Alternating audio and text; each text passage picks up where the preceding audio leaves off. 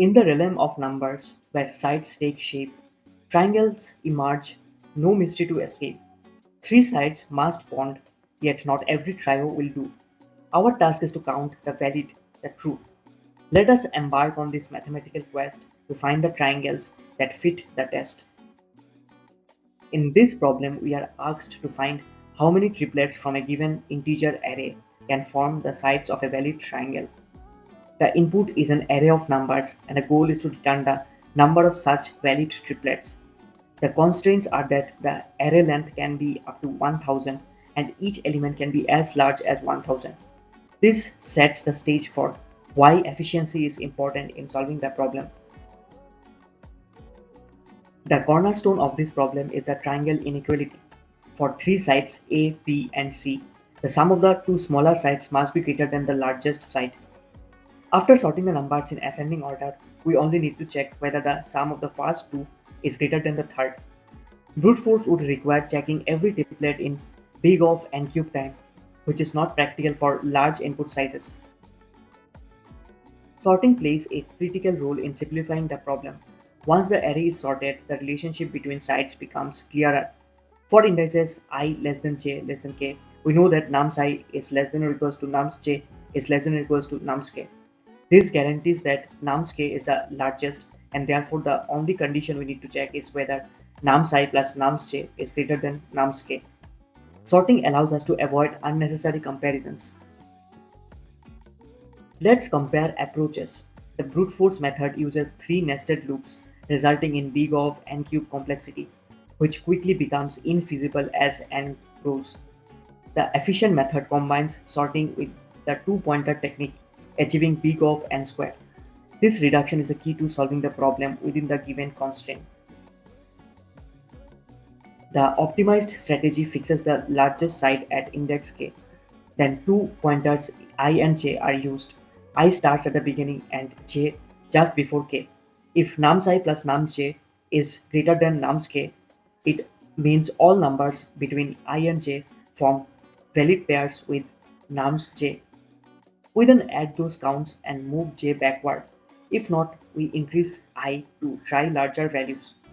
This method ensures we efficiently cover all combinations. Why does adding j, I work?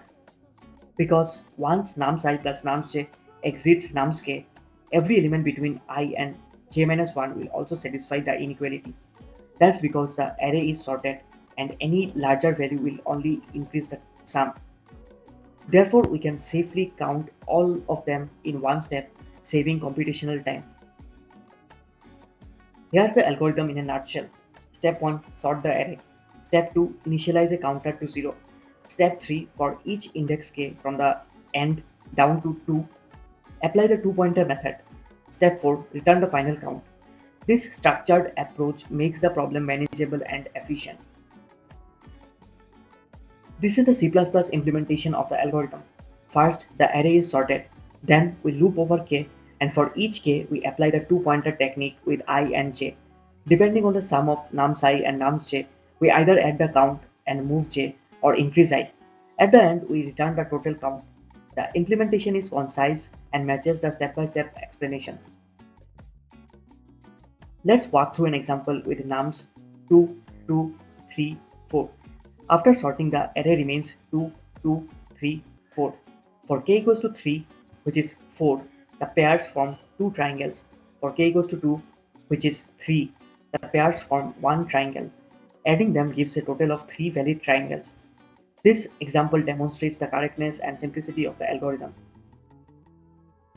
In terms of complexity, sorting the array costs n log n. The two-pointer process for each k costs big O of n, and since we repeat it for all n elements, the overall complexity is big O of n square. Space usage is constant, since we only use a few variables aside from the input array. There are some important edge cases to consider. If the array has fewer than 3 elements, we must immediately return 0. Arrays containing zeros will not form valid triangles, and duplicates are handled naturally by the algorithm, since the inequality still applies regardless of repetition. Some common mistakes include forgetting to sort the array, which makes the inequality check invalid. Another is off by one errors in managing the pointers I and j. Finally, although overflow is not an issue here due to constraints, it's something to be cautious about in related problems with larger values. This problem has interesting variants. For example, instead of counting, we might need to return the actual triplets. Another variation could ask us to count distinct triplets by value. And more generally, the same concept extends to polygons, but the polygon inequality is a broader form of the triangle inequality. To summarize, we learned how to use sorting and the two-pointer technique to reduce the brute force big of n cube solution to down big of n square. The key is fixing the largest site and efficiently counting valid pairs. With this approach, the problem becomes both solvable and elegant. Moving forward, we can explore extensions and related challenges to deepen our understanding. Thank you for your attention.